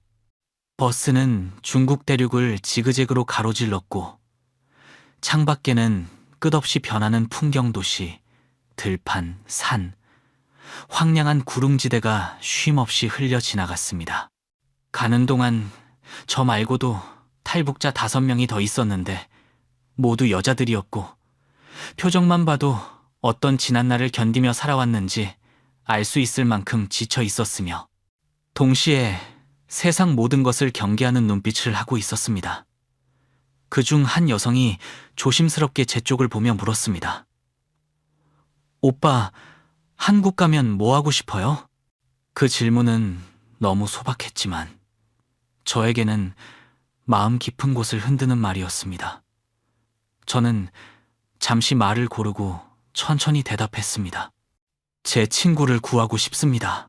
그녀는 놀란 듯 눈을 크게 뜬 채 되물었습니다. 친구요? 네, 북한에 제 친구가 있습니다. 언젠가는 그 친구를 꼭 다시 찾고 싶어요. 그 말을 내뱉는 순간 제 안에서 어떤 뜨거운 감정이 올라왔습니다. 민우를 잃은 슬픔, 그를 끝내 구하지 못한 죄책감, 그리고 언젠가 반드시 다시 만나겠다는 다짐. 그 모든 감정이 한 문장 안에 담겨 있었습니다. 그 대답은 단순한 말이 아니라 제가 앞으로 살아남아야만 하는 이유이자 앞으로 걸어갈 길을 스스로에게 새기는 약속이었습니다. 버스는 사흘 동안 중국 대륙을 달려 베트남 국경 근처에 도착했습니다. 국경을 넘는 순간부터 주변 공기가 달라졌고 숨도 조심해야 하는 상황이 이어졌습니다. 한국 대사관까지는 채 1시간이 걸리지 않는 거리였지만 그 1시간이 우리에게는 생과 사를 가르는 칼날 같았어요. 공안에게 붙잡히면 북송, 인신매매단에게 걸리면 영영 사라지는 곳. 그곳을 우리는 숨을 죽이고 골목과 골목을 이어 걸었습니다. 그리고 마침내 한국 대사관의 철문이 시야에 들어오는 순간 제 다리는 그 자리에서 풀려버릴 뻔했습니다. 이 철문 하나가 저와 민우의 생사를 가르는 경계였으니까요. 대사관 문 안으로 들어서자 한국 요원이 조용히 물었습니다. 한국 오시려고 오신 겁니까? 저는 말로는 대답할 수 없었고 그저 조용히 고개를 끄덕였습니다. 그 순간 눈물이 핑 돌았습니다.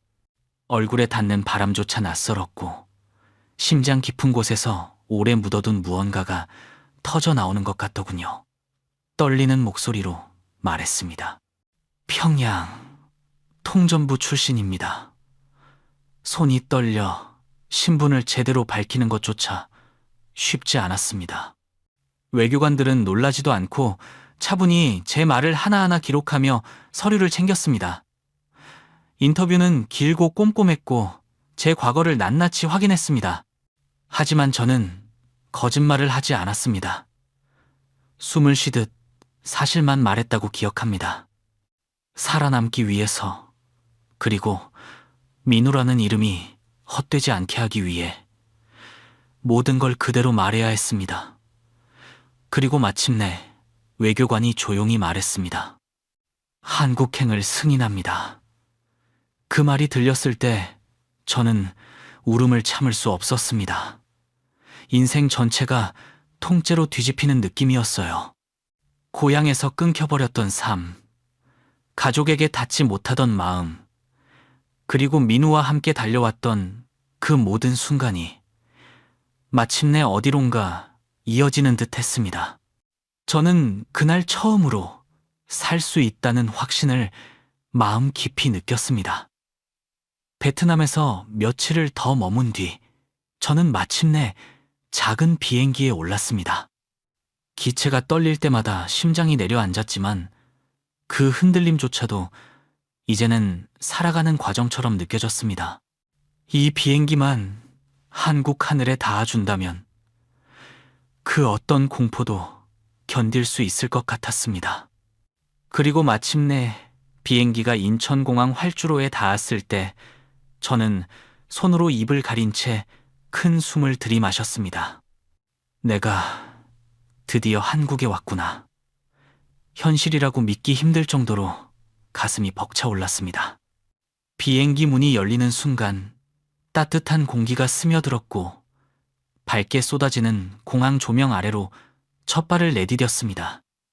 그 빛이 눈부시도록 환했고 그 밝음이 나를 감싸는 순간 저는 꿈속에 들어온 듯한 기분이 들었습니다. 온 세상이 나를 환영하는 것 같았습니다. 두만강의 얼음, 중국 골목의 어둠, 수용소의 그림자를 피하며 사선 위를 달려오던 지난 시간들이 한꺼번에 밀려왔고, 그 모든 절망을 뚫고 마침내 도착한 이 땅의 따뜻한 숨결은 가슴 깊은 곳을 뒤흔들 만큼 벅찼습니다.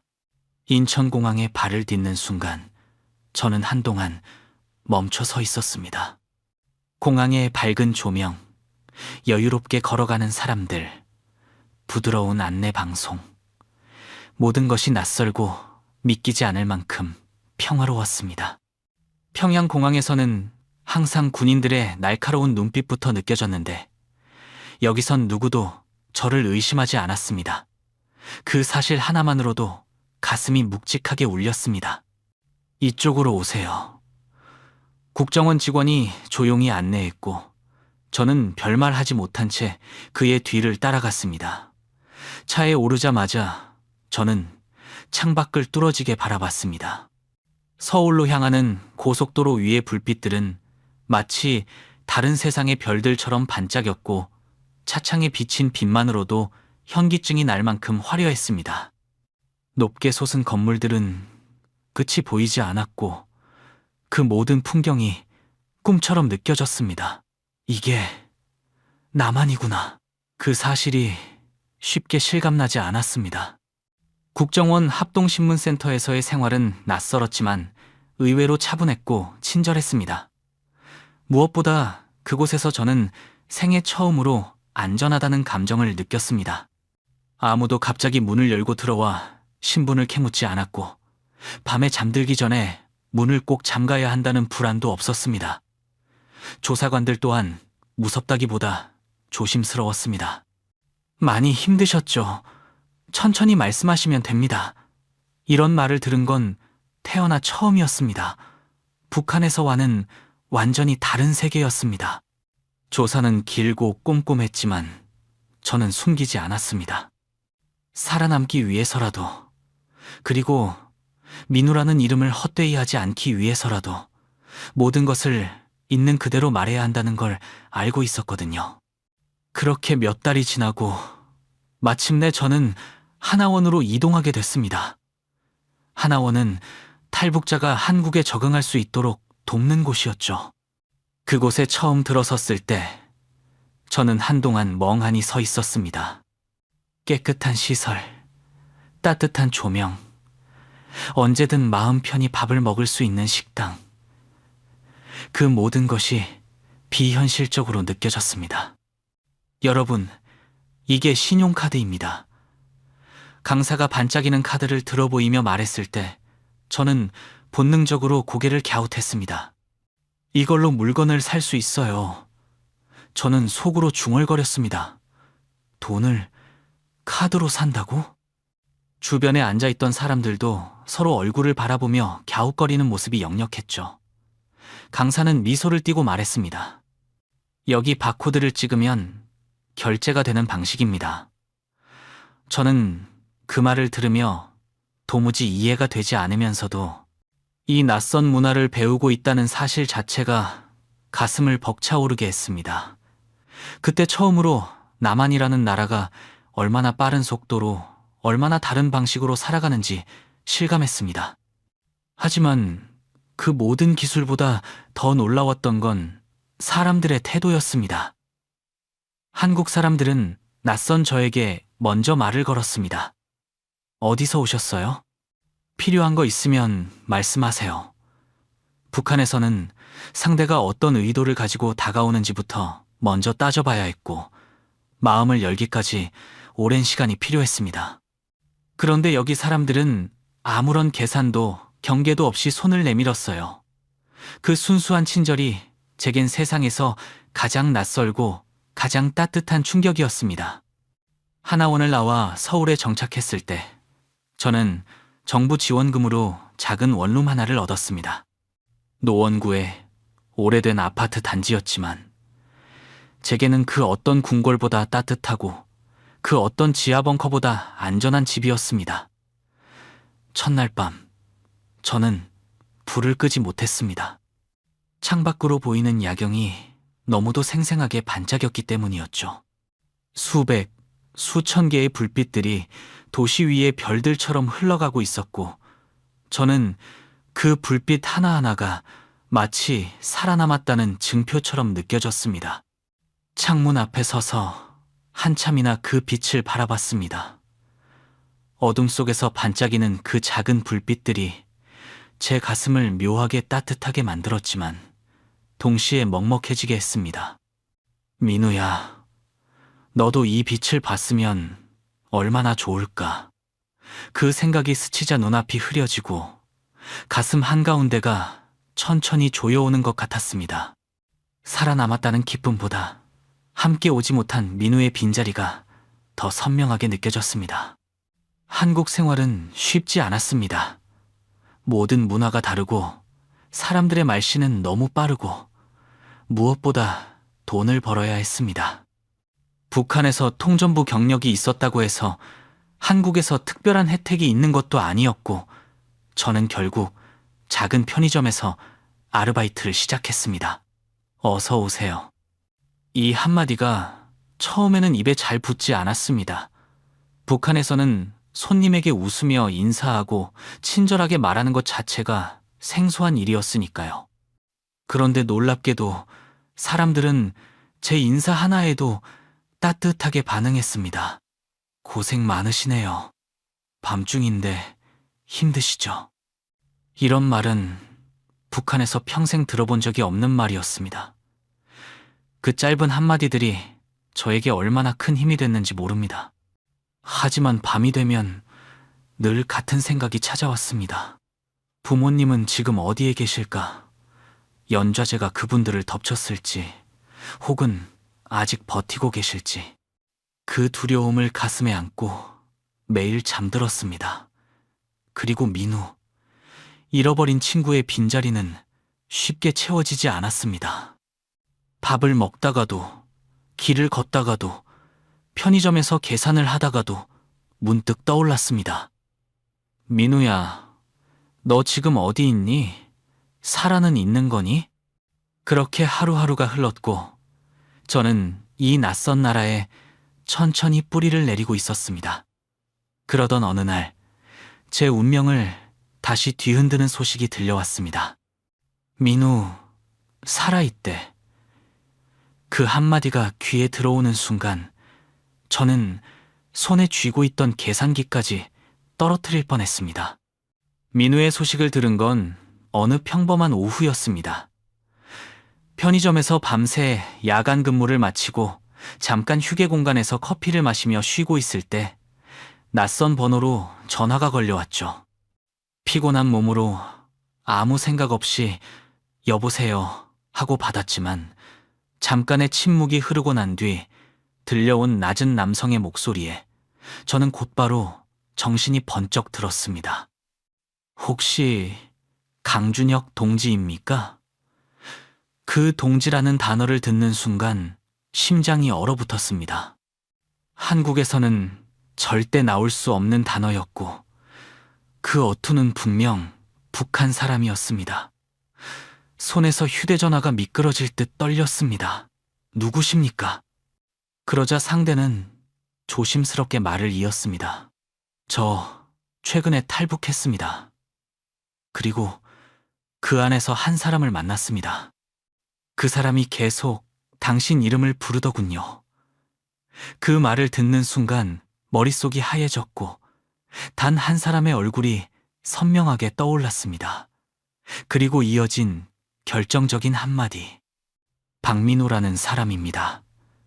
그 순간 저는 다리에 힘이 풀려 그대로 주저앉았습니다. 새벽 냄새가 채 가시지 않은 편의점 뒤 휴게 공간에서 저는 휴대전화를 두 손으로 꼭 쥔 채 숨을 몰아쉬었습니다. 민우가 살아 있습니까? 제 목소리는 거의 떨림만 남은 속삭임이었습니다. 예, 살아 있습니다. 정치범수용소에서 살아 있었습니다. 그 말이 벼락처럼 가슴을 내리쳐 심장이 크게 흔들렸습니다. 두만강 얼음 위를 함께 뛰던 모습, 중국 산속에서 서로를 붙잡고 울던 밤, 숨을 죽이며 손을 꽉 잡았던 순간 모든 장면이 한꺼번에 떠올랐습니다. 저는 겨우 목소리를 추슬러 물었습니다. 그 사람, 제가 살아있다고 말해주셨습니까? 전했습니다. 그랬더니 한참을 말도 못하고 울더군요. 그 말을 듣는 순간 제 두 눈에서는 조용히 눈물이 흘러내렸습니다. 그 눈물엔 미안함, 고마움, 죄책감, 그리고 잃어버렸던 희망이 다시 깨어나는 감정이 뒤섞여 있었습니다. 그날 밤 저는 도무지 잠을 이룰 수 없었습니다. 불을 끄고 누워 있어도 천장이 흐릿하게 흔들리는 것 같았고 눈을 감으면 민우의 얼굴이 선명하게 떠올랐습니다. 민우야, 살아 있었구나. 이 한마디가 마음속에서 계속 메아리처럼 울렸고 가슴이 뜨겁게 차오르다가도 다시 무너져 내리는 감정이 반복됐습니다. 며칠 뒤 저는 북한 인권단체를 찾아갔습니다. 혹시라도 더 자세한 소식을 들을 수 있을까 하는 마음 하나로요.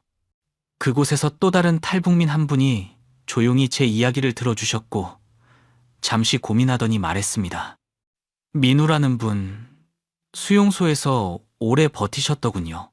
몸은 많이 약해졌지만 기운 하나는 남아 있었습니다.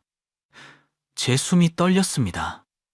저는 손끝을 꼭 쥐며 조심스럽게 다시 물었습니다. 그 사람 희망을 내려놓진 않았습니까? 그러자 그분은 잠시 제 얼굴을 바라보다가 아주 조용하게 말했습니다. 언젠가 한국에서 당신이 자기를 찾을 거라고 믿고 있었습니다. 그 말이 제 가슴을 완전히 무너뜨렸습니다. 그 지옥 같은 수용소에서 하루하루가 죽음과 맞닿은 그곳에서 민우는 끝까지 저를 믿고 기다리고 있었다는 사실이 심장을 손으로 움켜쥔 듯한 울림으로 밀려왔습니다. 저는 말을 잇지 못했고 아무 말도 나오지 않는 그 침묵 속에서 눈물이 조용히 흘러내렸습니다. 그날 집으로 돌아오는 길, 지하철 창문에 비친 제 얼굴은 어느 때보다 낯설었습니다. 꿈속을 걷는 것처럼 멍했고 오랜 시간 잃어버렸던 감정들이 한꺼번에 밀려들어 얼굴 표정을 스스로도 알아볼 수 없을 만큼 뒤섞여 있었습니다.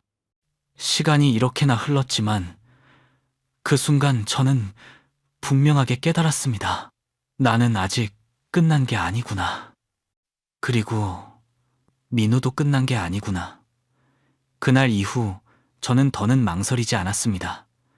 모든 일을 다 접고 북한 인권 활동에 뛰어들었습니다. 자료를 수집하고 탈북민들을 만나 인터뷰를 하고 국제기구에 진정서를 내고 세계 곳곳에 북한의 현실을 알렸습니다.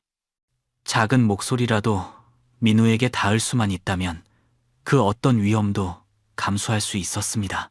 우리가 여기 있다. 널 잊지 않았다. 이 말은 누군가에게 하는 말이 아니라 제 자신에게 매일 새기듯 내뱉는 다짐이었습니다. 그렇게 저는 하루하루를 오직 한 사람을 향한 마음으로 살아갔습니다. 하지만 그 과정은 쉽지 않았습니다.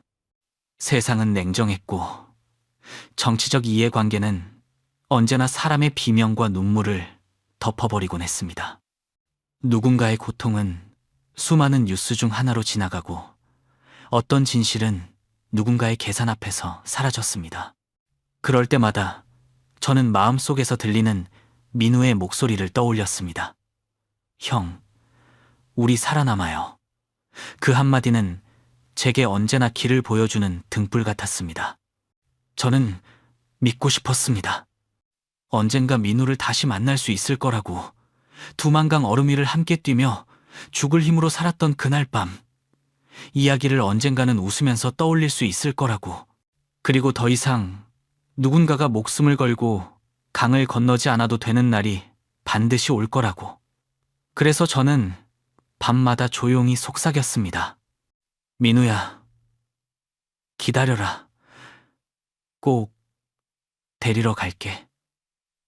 시간이 흘러 저는 한국 사회에서 일하며 조금씩 뿌리를 내려갔습니다. 편의점, 건설 현장, 사무 보조, 어떤 일을 하든 마음만은 늘 북쪽 하늘로 향해 있었습니다. 어머니와 아버지, 동생들, 그분들은 지금 어디에 계실까? 그 생각이 들면 가슴이 서늘하게 조여왔습니다. 그러던 어느 겨울날 눈이 천천히 내려앉던 서울 거리에서 저는 문득 깨달았습니다. 나는 지금 살아있구나. 그런데 누군가는 여전히 그 얼음 위에 서 있겠구나.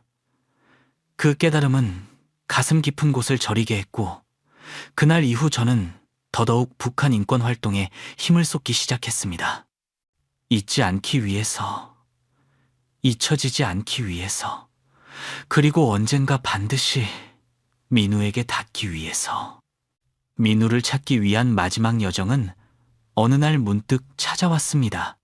수많은 날을 자료 속에서 헤매고 연락이 닿지 않는 사람들을 쫓아다니고 국제기구와 단체의 문을 두드리며 살아가는 동안 저는 늘 언젠가는이라는 희미한 말만 붙잡고 있었지만 마침내 한 통의 연락이 결정적인 실마리를 가져왔습니다.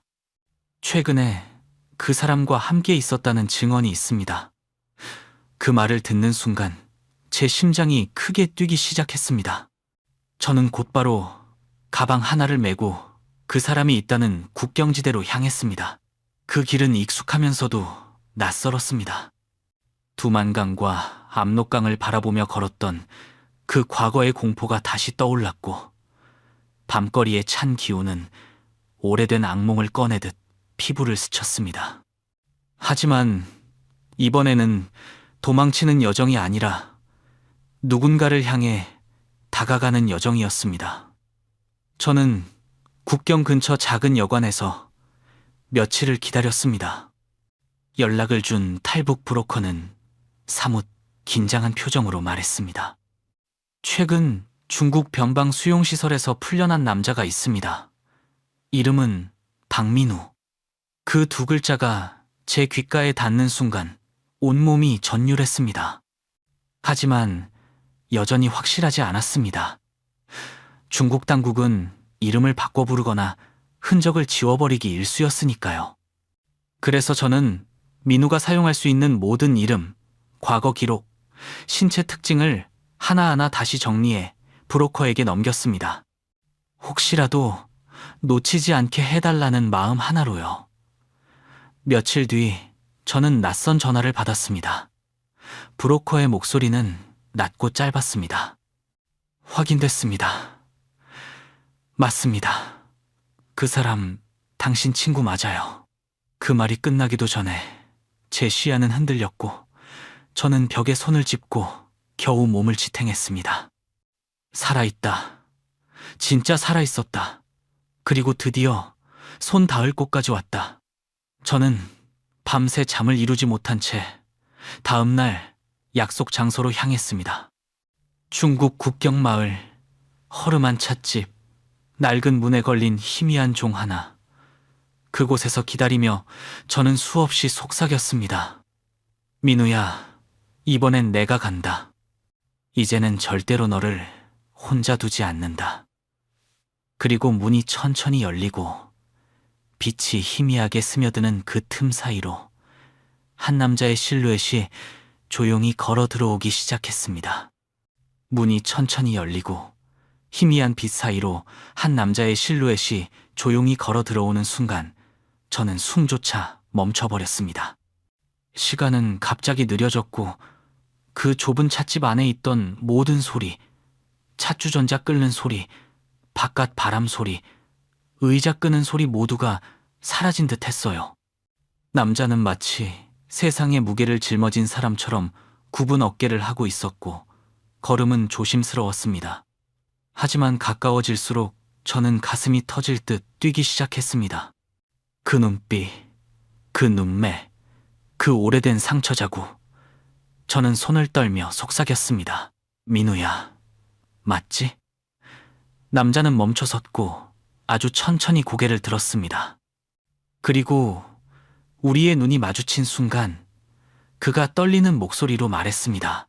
형, 나 살아있소. 그 한마디에 저는 다리가 풀려 그 자리에 주저앉고 말았습니다. 수많은 날을 상상했지만 그 순간은 상상보다도 더 벅찼습니다. 민우는 눈물을 꾹 삼키며 제 앞으로 다가왔고 저는 미친 듯이 그를 끌어안았습니다. 말이 나오지 않았습니다. 숨도 제대로 쉬지 못했습니다. 그저 서로를 아주 꽉 끌어안은 채 아무 말도 하지 않았습니다. 그의 몸은 상상보다도 더 말라 있었고 뼈가 느껴질 만큼 가벼웠지만 살아 있었습니다. 분명히 제 품 안에서 따뜻한 체온으로 살아 있었습니다. 민우는 제 어깨에 얼굴을 묻고 흐느끼듯 말했습니다. 형, 난 포기 안 했소. 형이 날 찾을 거라고 믿었소. 그 말이 제 심장을 그대로 찢었습니다. 저는 떨리는 목소리로 속삭였습니다. 미안하다. 늦어서 미안하다. 그래도 와줬구나. 민우는 고개를 저었습니다. 아니요. 형이 온 게 아니라 내가 형한테 돌아온 겁니다. 그 말에 저는 눈을 감고 한참을 울었습니다. 두만강의 얼음, 중국 산속의 추위, 수용소의 어둠, 끝없이 이어졌던 도망의 시간들. 그 모든 것이 한순간에 무너져 내렸고 남은 건 단 하나. 우리는 마침내 다시 만났다는 사실뿐이었습니다. 그날 허름한 찻집에서 서로를 끌어안은 뒤 우리는 오래도록 말을 잇지 못했습니다. 시간이 멈춘 듯했고 세상 소리와 바람조차 우리를 피해 지나가는 것 같았습니다. 그저 심장 뛰는 소리와 서로의 떨리는 숨결만이 조용히 대화를 이어가고 있었죠. 결국 우리는 천천히 몸을 떼고 마주 앉았습니다. 민우의 얼굴에는 세월이 새겨놓은 상처와 고통이 고스란히 남아 있었지만 그 안에는 여전히 살아있는 눈빛이 있었습니다. 잃어버린 시간을 탓할 수도, 지난 고통을 한마디로 설명할 수도 없었지만 우리는 그것을 굳이 말로 나눌 필요가 없었습니다. 살아 돌아온 것만으로도, 다시 눈을 마주할 수 있다는 사실만으로도 이미 충분했으니까요. 찻집 창밖으로 해가 천천히 기울고 있었고 그 흐린 빛이 민우의 옷깃 위로 떨어졌습니다. 저는 그 모습을 보며 조용히 생각했습니다. 우리는 여기까지 왔구나. 누구도 대신 걸어줄 수 없는 길을 이렇게 끝까지 걸어왔구나. 민우는 손을 가만히 식탁 위로 올려놓았고 저는 조용히 그 손을 덮었습니다. 아무 말도 하지 않았지만 그 침묵은 우리 둘에게 오랜 약속처럼 느껴졌습니다. 이제부터의 시간은 또 다른 싸움이 될지도 모릅니다. 아직 넘어야 할 벽도 있고 찾아야 할 사람들도 많습니다. 하지만 그날만큼은 그 어둡고 긴 여정 속에서 단 한 번도 느껴보지 못했던 평온이 우리 사이를 감싸고 있었습니다. 우리는 천천히 일어나 찻집 밖으로 걸어 나왔습니다. 겨울 끝자락의 바람은 차가웠지만 이상하게도 그 바람 속에서 따뜻함이 스며 나오는 듯 했습니다. 그렇게 우리는 말없이 같은 방향을 바라보며 천천히 걸었습니다. 서로의 존재만으로도 덜 외로운 길이 있다는 걸 그날 처음 알았습니다. 이제 부모님을 모시고 오려고 합니다. 다행히 아무 일도 없이 북한에 잘 계신다고 들었습니다. 이제 희망이라는 이름으로 저는 살아가려 합니다.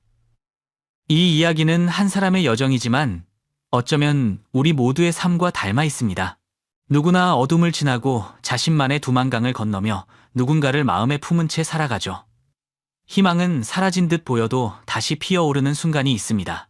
오늘 이야기가 당신에게 작은 위로가 되었길 바라며 지금 이 순간 당신이 어디에 계시든 잔잔한 평온이 함께하길 바랍니다.